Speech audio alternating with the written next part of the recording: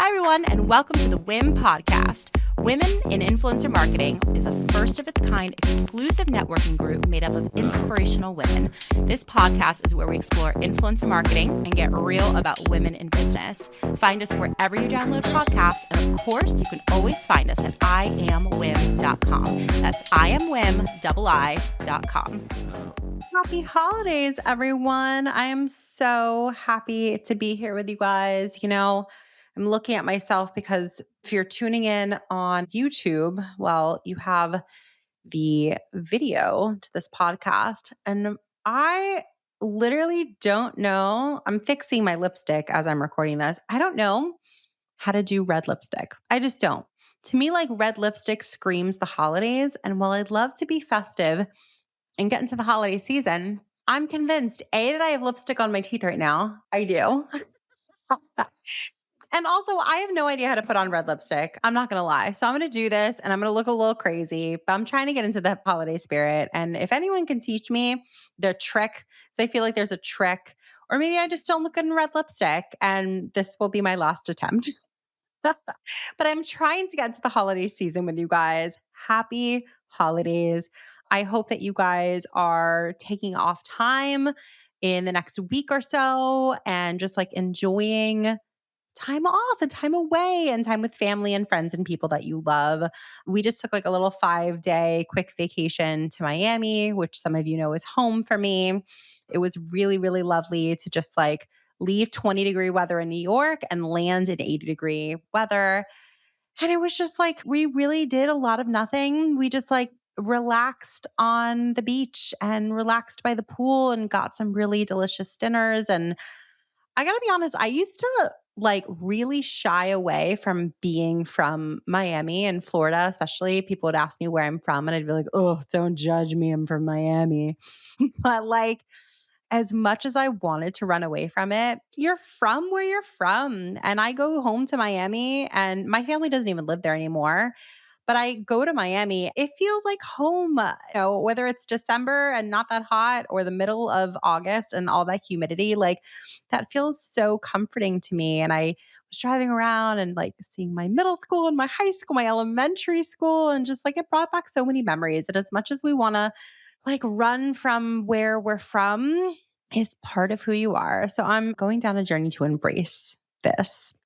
I also have a ton of respect for Miami now. It's really evolved since I lived there like almost 20 years ago at this point. Miami, I would say, is like really freaking advanced. The culture there is insane. I've spoken to so many WIM members who've moved down to South Florida recently. It's like more and more people are like, oh, yeah, I'm in Florida. I'm in Palm Beach. I'm in, Fort Lauderdale. And I'm like, that is so interesting to hear how many people post pandemic transplanted there. But of course, it makes sense.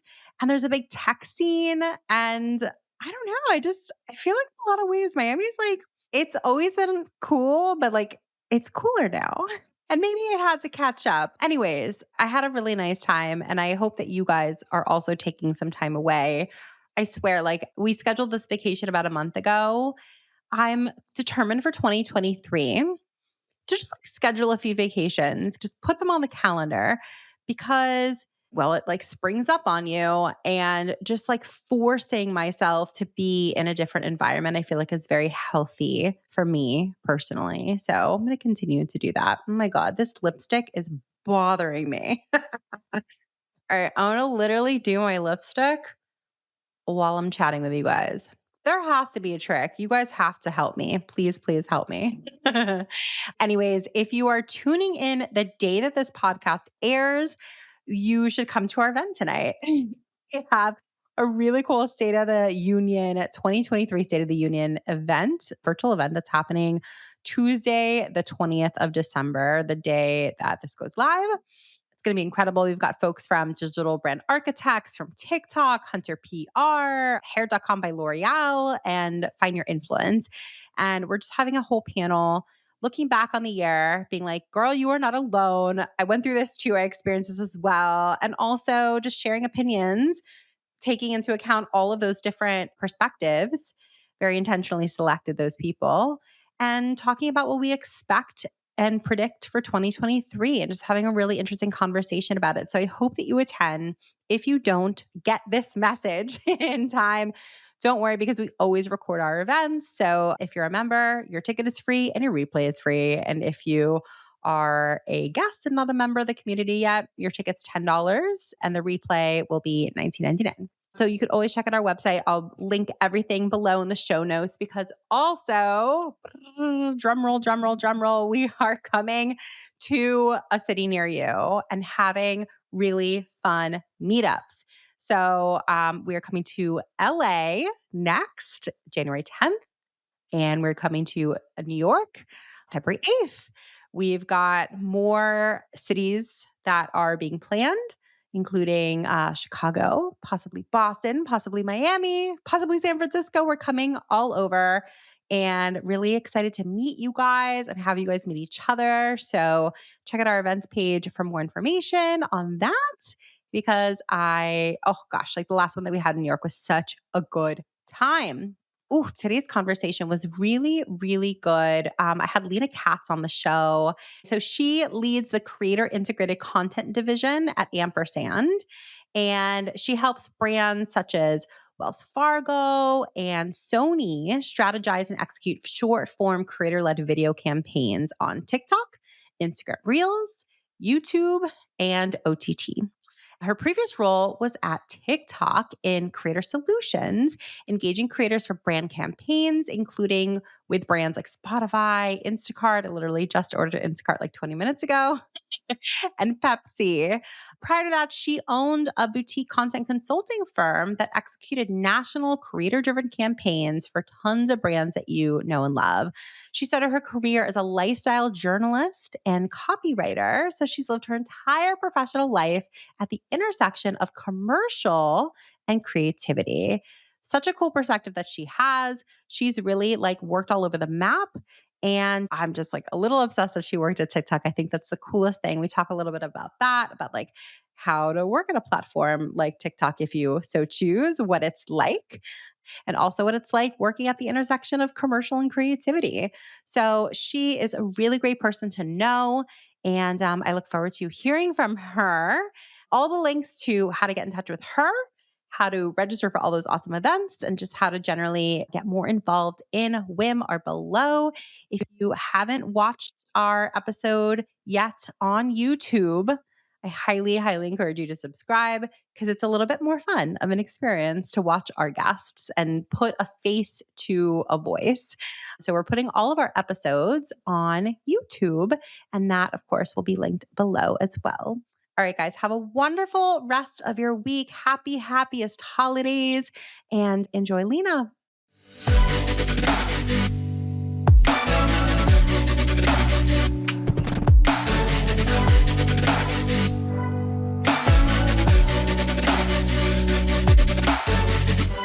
So I am pretty excited to chat with you today, both to like get to know you more, learn more about you and like the awesome work that you've been doing. But before we jump into things, first and foremost, welcome and how are you? Thank you. I'm doing great. I've got to forewarn everybody. It's quarterfinals of the World Cup. Brazil is playing. And we've got kind of a little bit of a viewing party going on downstairs.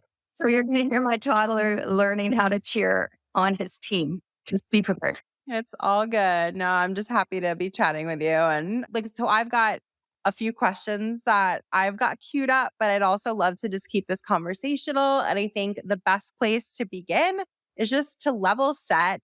I shared a little bit about you in the intro to this podcast, but I also think it's helpful to hear from your own words, like a little bit about your professional journey and how you even made it into influencer marketing. So can we hear a little bit about your story? Sure.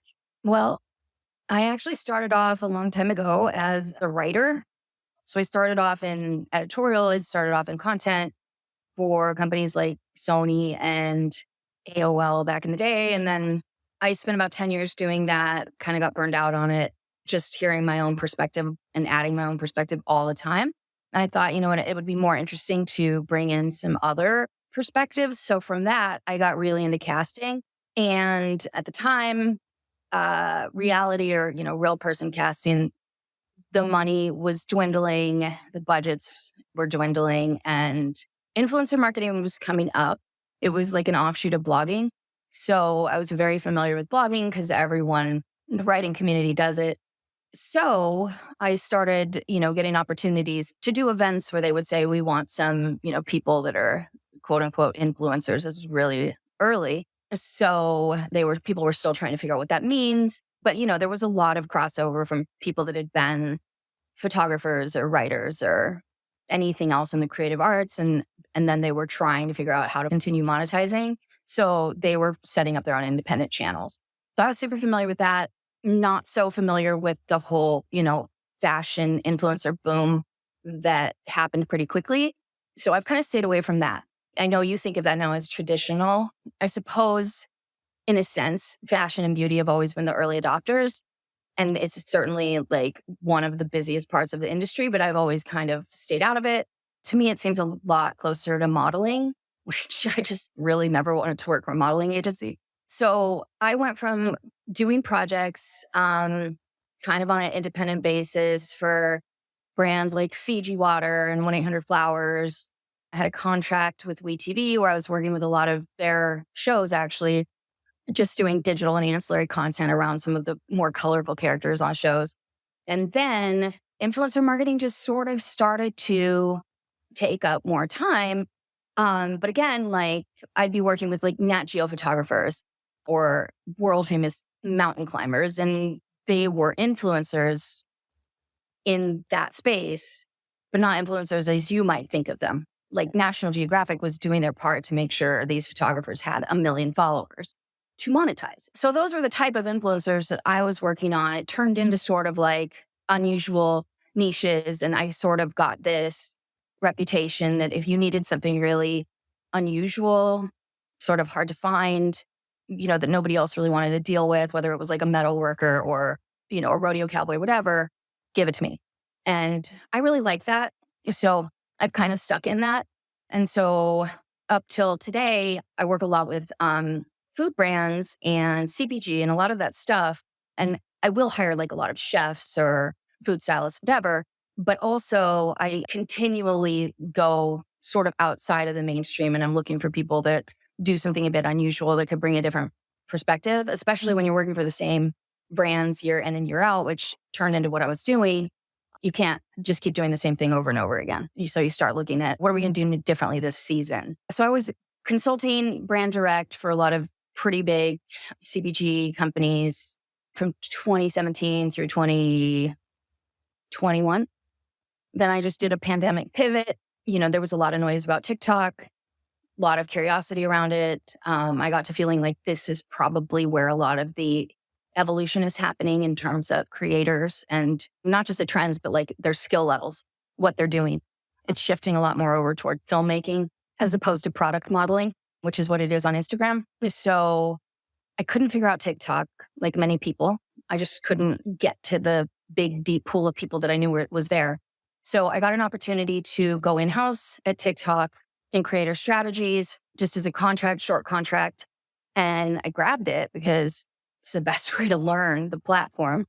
And I stayed there like probably 3 times longer than I was originally expecting. And then I left because I've always remotely worked for myself, et cetera. So I got an offer to work for the LA office of an international production company called Aoi that's based in Tokyo and has like 13 offices in Asia. So they had just opened the US office. I connected with the managing director at the right time. He's willing to let me work remotely, have quite a bit of autonomy, but with the support of a big company. So kind of the dream situation. So I took it. I've been with Aoi and the US production company Ampersand now for a year. I mean, that's so cool. It's so interesting. Like your professional story is really fascinating to me. And I love the fact that, you work with more unique influencers. I mean, like for me, I do think of traditional influencers as like, your Chriselle Lims of the world and your Ariel Charnas, who's been in the news a lot lately, those like fashionista, like beauty influencers. But, everyone has different tastes in influencers. And it's also, of course, like the taste of level of the brand, of course, if you're doing your job. personally, my taste is like following people who aren't those traditional influencers. So I think it's really interesting that, you're working in like more unique, like niche areas. And like food certainly isn't niche, but it is from like the grand scheme of things. And also, you worked at TikTok. I think that's really cool. And you worked at it like in a really interesting time where, they're booming. And I've had huge respect for that social platform as being the one responsible for pushing all of the other platforms out of their comfort zones and from these places where they were completely resting on their laurels to now, ooh, like we're a little uncomfortable. We might have to like innovate a little bit more. And thank goodness that was the case. There are probably people listening to this podcast that was like, oh, I would dream to work at TikTok. Is there any advice that you would give those folks in terms of, I don't know, like what's the interview process like? Or like what's it like working there? Or, anything that they should keep in mind if like that is a dream of theirs? Sure. Well, from what I hear, the interview process to go full time is like any other big tech company. It's, several interviews, maybe 5. You talk with people that are outside of your immediate team. It takes a while. This is what I've heard. I, like many people, interviewed to be a contractor, which is how they hire a lot of people. And for me, it was perfect because I wasn't looking for anything full time anyway. I was looking for something fast. And I really want to know more about this company. Oh, here's an opportunity to go in-house at this company. It happened in one interview and it was about 15 minutes long. The main question they asked me was just, can you execute campaigns like quickly and at scale and do many of them at the same time and do it over and over and over again? That was what they wanted to know in this team, which was Creator Strategies, Creator Solutions. We were doing managed service for like the top advertisers. In this industry, to be honest, there's not a lot of execution specialists. It's kind of a detail-oriented, tedious, high pressure, you can't take your eyes away for a second type thing.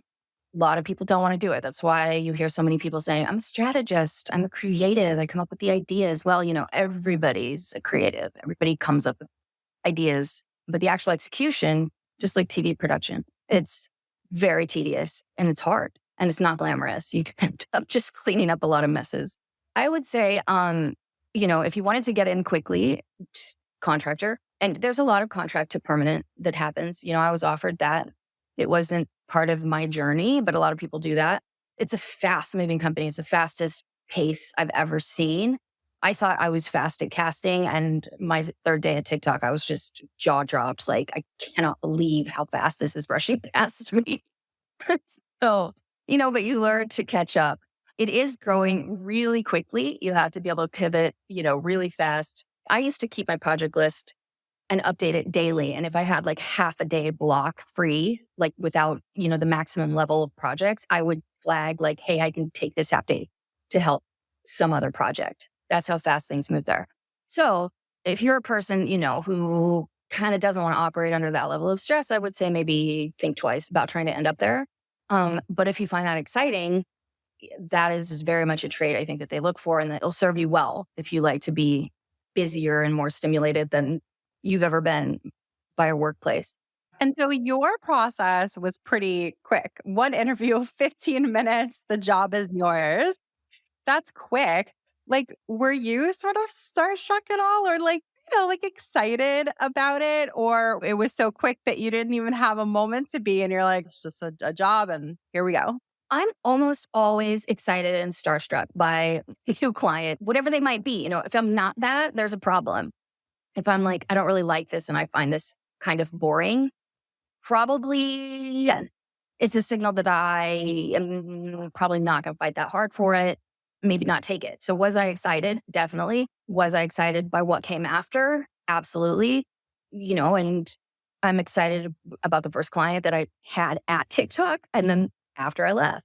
So when I got there, the first clients I was working on were American Eagle and Mountain Dew, right? So huge. I was like, this is exactly what I want to be doing. When I left, the first project I was working on was a global sort of all media, including out of home and stadium campaign for Sony. So it was much bigger than TikTok. The main parts of it were not even on social media. It was for commercial. And I did end up casting a couple people that were big on TikTok, but it was for all sorts of usage. Budget was much higher. The usage and exposure were much broader. Um, and it was more exciting. And that is really what I want to do. Like, I think the talent on TikTok is the best in the creator space. Not all of them, obviously, because there's millions of them. There are some amazingly talented creators. So really what I want to do and what a lot of people are looking to do is expand outside of TikTok and get them seen on a broader scale. That's what most big brands are looking to do. Their hope is that the quality of creative that results is so good that it goes beyond just one social media channel or two. That's so interesting of a perspective, I think, because for any influencers that are watching this, they're like, I mean, I would love that, and not necessarily even knowing that A, that's even an opportunity, an option for them, but B, like that's something that a brand would strive for. So I'd love to maybe dig into that a little bit more. Like, what are some additional opportunities that you've seen brands and influencers do that maybe started from a brand deal on social media, but sort of expanded and had legs of its own? What did those look like and feel like? So, first of all, these opportunities tend to come more from long term relationships with brands. Although, if you're big enough on social media, you can have a first time engagement with a brand that is, for a global commercial. Like Nathan Davis Jr., he rose to fame on TikTok as a singer, but also like, doing cute family skits. But he wants to be an artist, a writer, a songwriter, a producer, and he's getting there. So this was an opportunity for him to actually get in studio for a couple days, record a track, and then be on stage at a concert that they produced. It was small, but I mean, if you look at the footage, it looks like he is on stage headlining a concert. And it's great. It was hard work for him. It was definitely more days than he was used to. He had to memorize choreography, like the whole nine. But it was absolutely a step forward in his career for what he wants to do, which is be a music artist. But for other creators that I've seen have opportunities outside of just social media posting, usually it comes after you've had a first engagement with a brand and they're like, okay, we like this person, but we trust them to put in the very best that they can if we're going to be putting more money into them. So the opportunities might be, like a year-long contract where you become spokesperson, you go around to live events. Maybe if you're a chef, you do a cooking demo or you host a dinner. And if you have a product line, maybe you have the opportunity to put out a couple of your products for people to try to promote your own, whatever it might be, whether it's a line, some sort of product line or whether it's a cookbook or whatever. Then there's definitely opportunities to collaborate sort of on the development side, product development. We've seen that a lot with larger influencers, whether they're doing like capsule collections, the fashion girls, or beauty. You see a ton of it. And food as well. It used to kind of be the domain of like the Emeralds of the world. They were the ones that were getting these crazy 6-figure, 7-figure deals to, put their name on a piece of kitchenware. So I think that it's exciting and good. And, it's definitely like steps forward for the industry when now some of these younger creators who were discovered on social media instead of, by a Food Network show are getting these opportunities. So I think that we're going to see more and more of them. There's companies now that are just bringing up specifically to set these kind of deals up in whatever vertical. So that's another opportunity. And then there are more and more opportunities to be in front of the camera, whether it's on a show. That's less common. Scripted TV is like the least common, but unscripted, obviously, there's a ton of crossover. And commercial, like what I was working on, you're seeing that happen a lot more. And I think that the next step, hopefully, is that creators will be able to work their way into these above the line key positions where they're actually directing something or they're the director of photography. There's a lot of pressure that comes with doing those jobs. And I think a lot of creators, they think they're ready. But when you actually get on set and there's 30 people, that you have to be the boss of, and then there's the client and the agency over in a little video village scrutinizing everything you do, that's a whole different vibe. So it takes some time to work up to that. But I strongly encourage anybody that's your dream, to put in the hours, get the time on like a big set and really start pursuing it, because that is the way that the ad industry is going.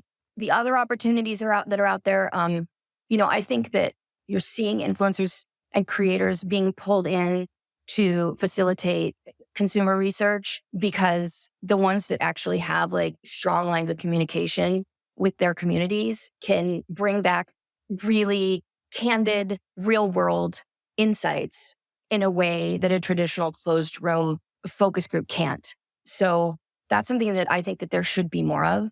Very hard sometimes to convince old school agencies or brands to do that, but I have done that. I did a whole initiative with the R&D department at Genio. They did that a couple years ago. We assembled I guess it was 8 influencers who they had worked with before that came from all different facets of the industry. One is a chef. She works a lot with Jose Andres Global Kitchen. She's South American. We had Jamie. She was in The Sopranos. So she was actually pulling in these Italian moms, getting feedback, from the mom contingent out there. Then we had Richard Ingram, who is the personal chef to Dwayne Wade and Gabrielle Union. His cuisine is like upscale, sort of Southern comfort. So that was the community feedback that he was pulling in. And then we had someone who was more of a stylist, someone who was more of an entertainer. We had Mackenzie from Grilled Cheese Social, who's just like prototypical food blogger who's made it, but she also runs a small family kitchen up in Florida, like a family inn. So she's a working chef. Anyway, it was an exciting project. We had to get buy-in, and enthusiastic buy-in from R&D, so the innovation team, and then, all the people at corporate and the VP of marketing. So it took a while, but we did it.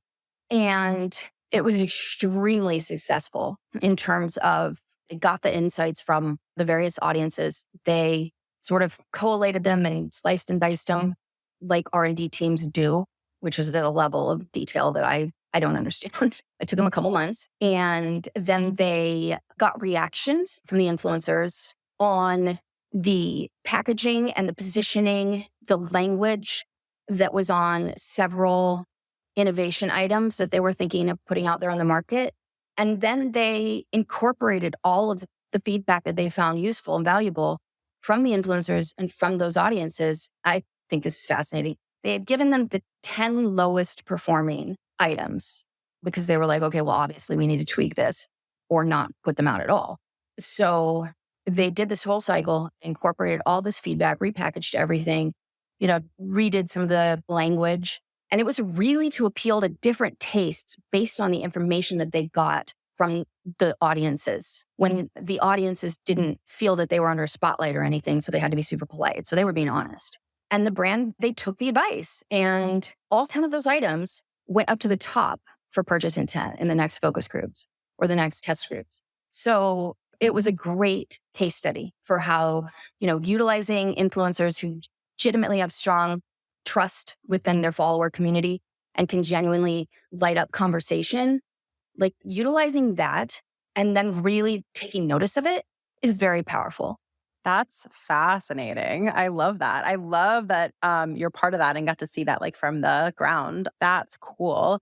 I'd love to speak more to your point about also like converting, right?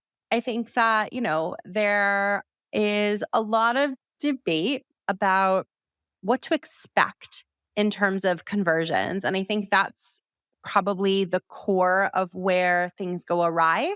Expectations aren't maybe communicated sometimes, or maybe the expectations aren't necessarily realistic.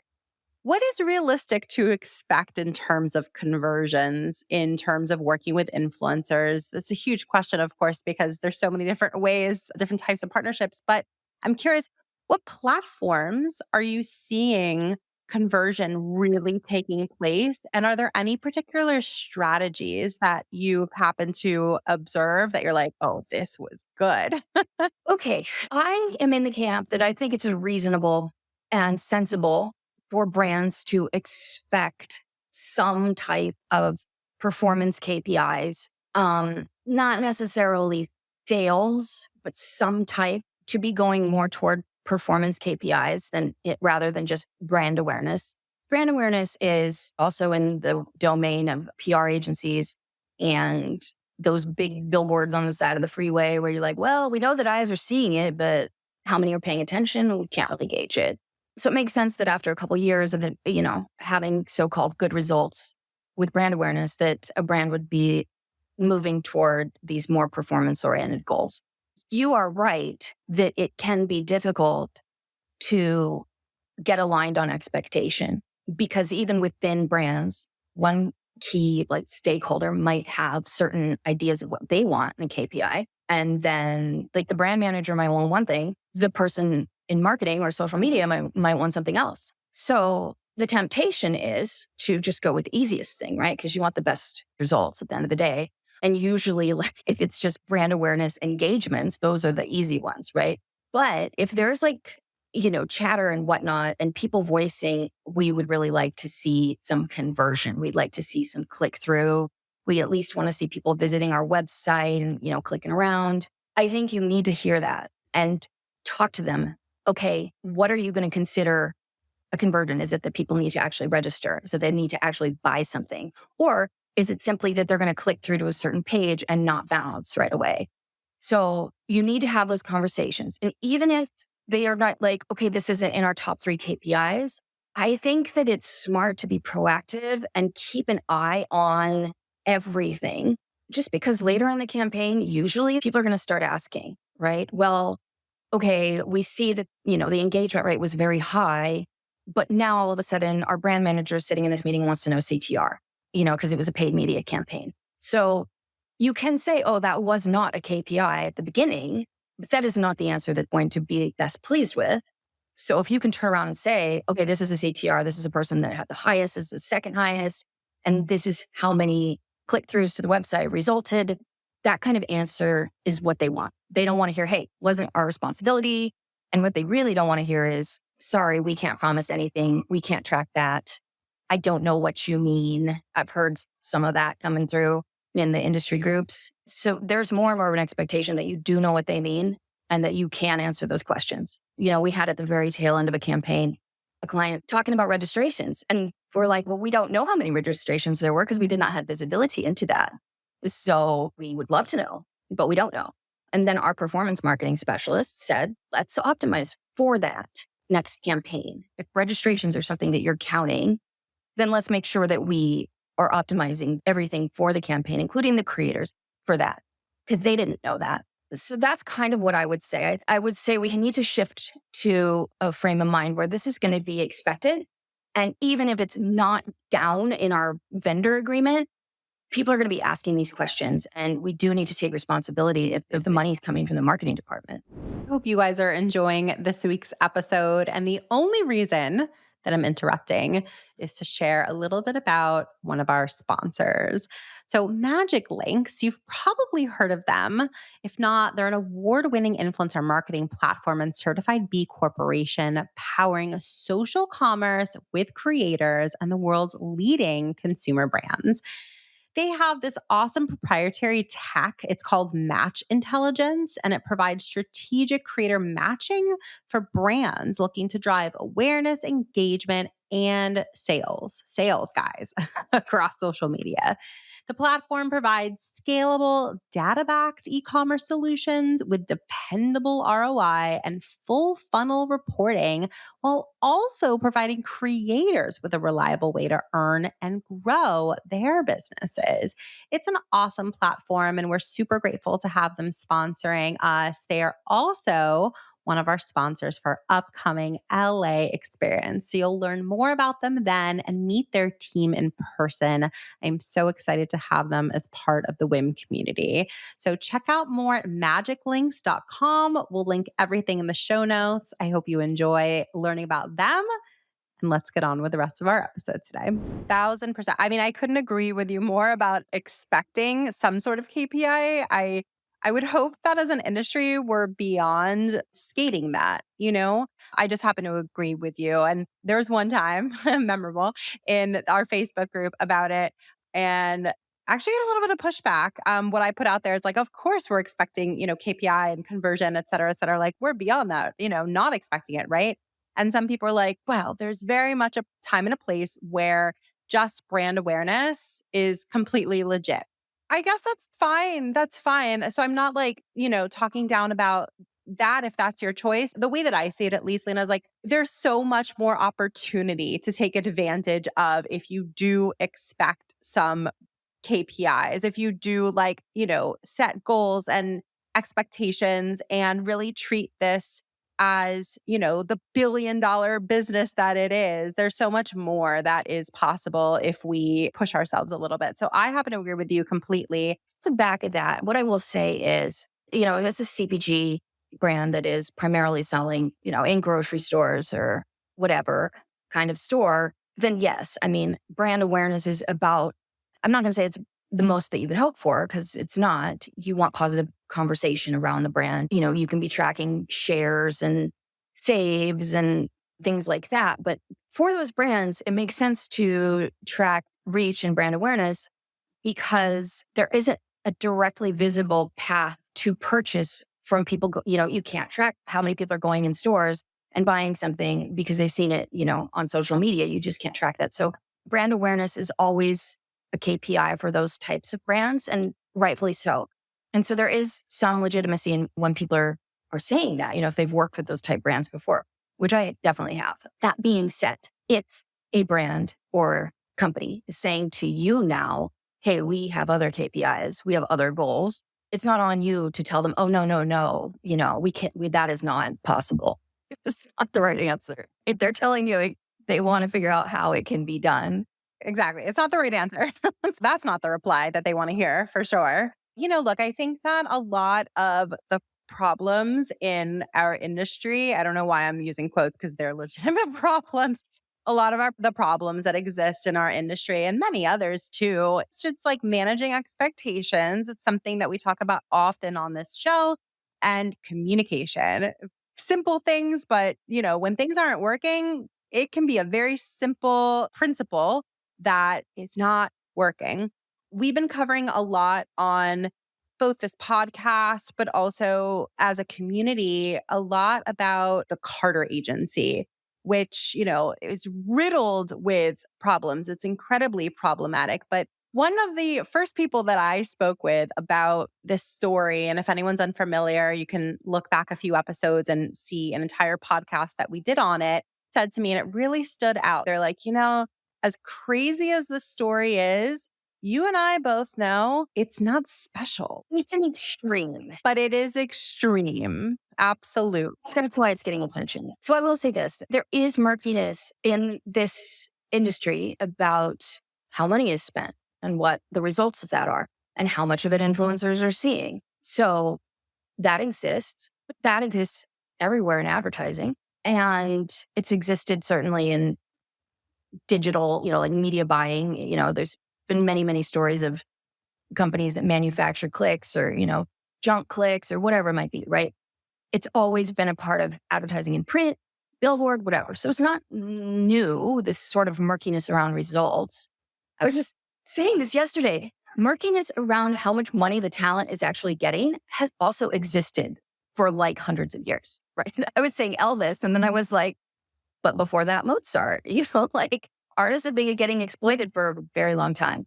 So I think that if there's a lesson, that the Carter Agency has taught us, it's that as a creator, you should never let another entity control 100% of your business paperwork and not demand visibility into it. Like, I don't care how bad you are at business. I am bad at math. Like, I look at my contracts, I peruse them, regardless of whether I have a lawyer or a BA department or a manager, whatever, because it's my life, right? So creators need to do that. And if a company's being really aggressive and saying, oh, no, we're going to, the more aggressive a company is about we're going to handle this and you're not going to see it, more of a red flag that is. So I think that's a huge lesson.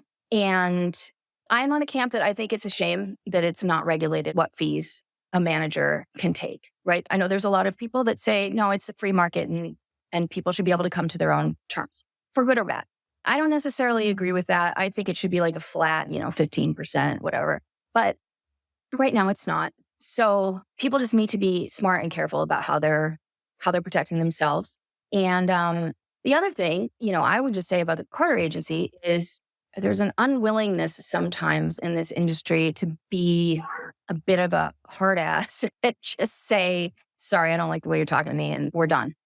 Do you think that's this industry? Do you think that is a gender thing, an age thing? What do you think?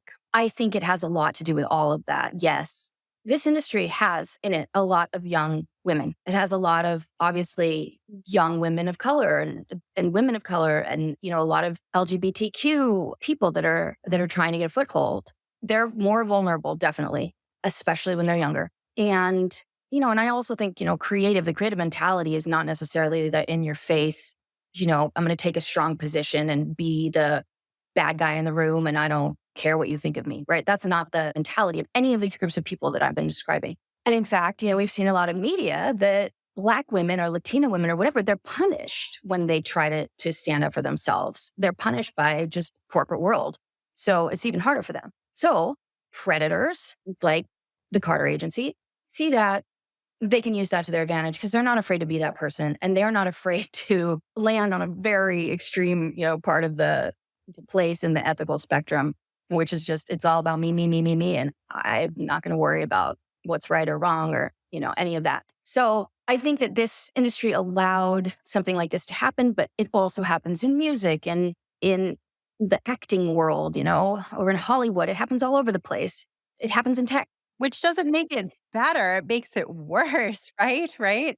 It's maddening. It happens in publishing. And, I had a job for a magazine when I was like 20, 21, and things like that were happening there too. So that's kind of my take on it. And I do not by any means think you've talked about people being unwilling to go on the record or talk about it, whatever. Well, it's kind of scary. Like it's for them because at that age, 25, you don't know what consequences are going to be, how it's going to shake out, what position your boss's boss's boss is going to take. Right. So if they don't feel supported or confident or like this is definitely going to be the right move for my career, like they're probably not going to say anything. So I think that, that does leave a lot of room for predatorial people to do whatever they want.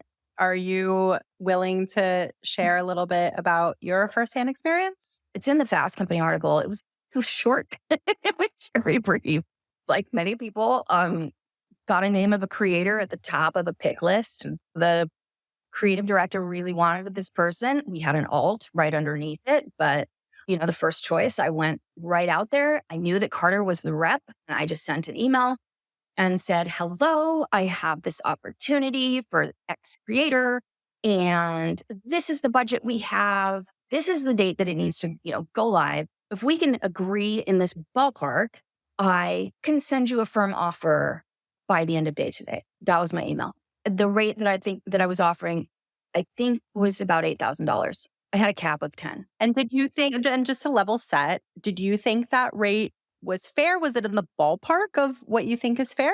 It was at the high end of the ballpark of what I thought was fair. Got it. Okay. Yeah, it was one video. It wasn't going to be posted. It was just for use in this event. No special filmmaking required, like just, 30 seconds, do a skit in the character that this person was known for. And the ballpark that people were taking was, $5,000 to $8,000. There were a whole bunch of other creators that were sort of on this list for these different roles. So someone, it was either Josh or Ben, I don't remember, said, we would like to get $25,000 for this. And I was like, oh, that is not possible.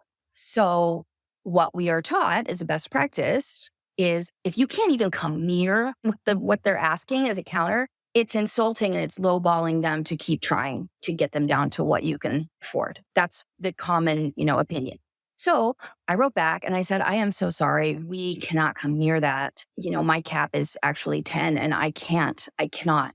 And I would have to get permission to do that. So I'm sorry, it's not going to work out. And I'm on a super quick turnaround. So I'm just going to go to the alt. And that is what I did. And because I was like, I don't have time for this really painful, back and forth. And that's triple what we were thinking we could do. That was it. Sent the email, got in touch with the alt. The alt wrote back right away, took it. So I was like, moving on with my day. And I get a call and it's Josh Plotkin. And he is really engaged in this very loud, long-winded bargaining session with himself because I was like, hey, I am really sorry that it worked out this way, but I gave this to the alt. We couldn't come near your price, your counter. We could not do it. And okay, well, will you take 18,000? Can you give this to my creator for 18,000? What about 19,000? What about 17,000? And I was like, can't. I already offered it to someone else. This is done. At one point, I was trying to be helpful and I probably shouldn't have. But I said, listen, take this as a learning experience. Next time somebody comes back to you with a number, just know that if you counter something so much higher, you might right then and there shut your creator out of the running, and the person might just go to the next creator on their list. It's a risk you take. So just be aware of that and bite the bullet, go back to your creator, explain what happened, hopefully do better next time. Oh my God, he did not like that. And then I realized this is landing on deaf ears. The conversation was going around and around and around in circles. And this was mostly over the phone? This was like all over the phone? It was over the phone. Got it. There was like one or two texts. There were a few emails. But mostly what Josh does is get people on the phone and just shout at them. And I was like, after I've heard the same, this is bad business. You made me a firm offer. Da, da, da, da. I'm like, I did none of these things. Like, I did none of this. So I was like, this conversation's over. The opportunity has been given to someone else. He wouldn't end it. And he started going, I'm good at your boss. No, you did this. Everyone in TikTok. Da, da, da. Okay, fine. So, the email trail is on my side, so I was like, all right, if you want to take it there. So I just started saying the conversation's over and I'm going to hang up. And then I did. And that was it. And under normal circumstances, with somebody who was thinking rationally, first of all, it probably wouldn't have gotten there in the first place, but that would have just been the end of the conversation. But Yes. was it? It wasn't. No, because he did actually complain to everyone that he can think of, which is exactly what he does every time. And then he continued to send me emails and texts and call me like absolutely nothing had happened that was the slightest bit off. And like we were like friends and colleagues, that he could call me every couple of days. Hey, what about this? What about that? Like many people do, I blocked it. I just was like, I'm not going to engage in this. I'm not, because I can see that it's never going to get anywhere. So it ended up that a couple of weeks later, for a different client, different project, another Carter agency person came through and I said, listen, I'm only communicating with this guy in email. I'm not going to get on a phone with him, not a Zoom with him. And I suggest that you don't allow the client to be in a Zoom with him. Handle all of your business with him as you want to, but let the creator have her time with the client. And before we move forward, for you to in your professional estimation, make that recommendation, I can only imagine what you are feeling being on the other side of those texts and those phone calls. Can you speak to that a little bit about what you were feeling when you're having all of this come at you? What I was feeling was just, I didn't think it was funny. I was not scared for myself either. I just was like, I am done talking to this person.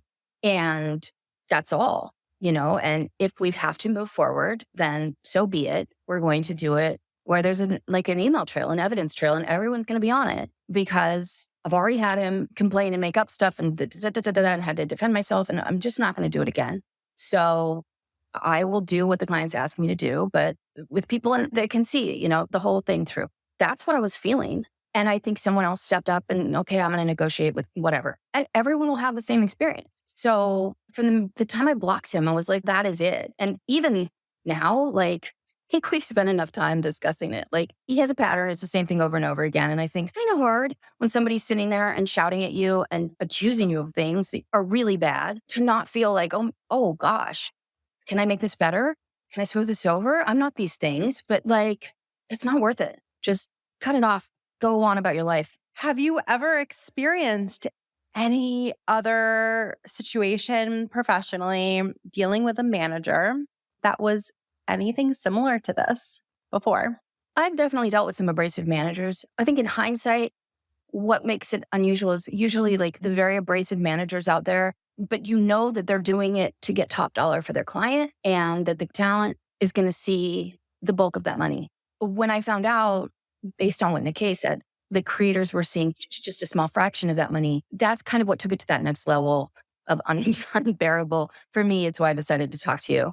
Because, we all deal with unpleasant managers. We all, at least I, have been that unpleasant negotiator as well. I don't think there's that much shouting usually, but I know that there's men in Hollywood that shout like that. So the thing that really makes it unusual is that he was driving that hard of a bargain and then they were getting nothing. I'm saddened to hear that this isn't the only time that you've, experienced something like this. Thank goodness it was the only time. It sounds like it was something this extreme, but I'm hopeful that these types of conversations will inspire people to set boundaries, to stand up for themselves, to have a paper trail and cover themselves when people come at them who are inappropriate. And I think that it's eye-opening from your perspective. And I'm sure people listening might agree that while this is an extreme version of this story, the smallest bit of this, pieces of this story have existed for decades in our industry and certainly in others. So I'm just very appreciative that you could tell your side of the story, and also just that we could get to know your whole story more, which has been really fascinating and really fun to learn about. So for anyone who has really enjoyed learning from you and might want to just connect with you further to network, which is, what WIM is at its core, what's the best way for them to reach out and get in touch? I suppose email. I have a couple different email addresses. I have my Ampersand one. I have Lena at Variable Content. You can always connect with me on LinkedIn. It's becoming one of my favorite social media platforms. Or if we're in a group together, just Slack me, or I'm not going to give out my number. Don't give out your number. Let them message you on LinkedIn first, hit it off, get a rapport, and then maybe you want to hand out your number at that point. Yeah, but let's talk about something positive. I think editorial managers or whatever, it's unfortunate. It's really unfortunate that anyone has to deal with them ever. But I think we should definitely focus on the positive and the evolution. This next step for creatives, which most creators are creative. I think, things are heading in a positive direction, believe it or not. And we are actually, growing up, maturing, whatever. And also there's crossover now from so many other parts of the marketing industry and of the entertainment industry. And I think that's going to be good in the long run. And there's going to be more opportunities. There's also going to be more of an eye on things, which is what we're seeing now. But I think it's all good. And I'm excited by it. I'm excited that smart STEM creators that work for big tech are getting their day, and filmmakers are rising on these platforms and getting these huge opportunities. We're going to see a lot more of that. And that's kind of what I want to focus on.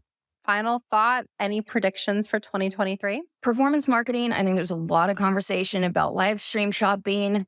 Don't know that that's going to go anywhere in this country, but definitely shopping is the key. B2B2C, I think, is an up and coming sector. And I think if you can learn to work in that, that's great. And hone your creative skills as a creator, because there's going to be more and more opportunities for people that have a craft beyond just, knowing how to put on makeup, which also is a craft. But, knowing how, whatever it is that your craft might be, having it, honing it, owning it, coming into your, that's going to be increasingly more important. That's what's really exciting, I think. I love that so much. Lena, it's been really, really great having you on the show today. For those of you guys listening, thank you so much for tuning in, and we will see you next week, guys. Thanks so much. Thank you, Jessie. If you enjoyed this episode, we gotta have you back. Check out our website for more ways to get involved, including all the information you need about joining our collective. You can check out all the information at iamwim.com. Leave us a review, a rating, but the most important thing that we could ask you to do is to share this podcast. Thanks for listening. Tune in next week. Tune in next week.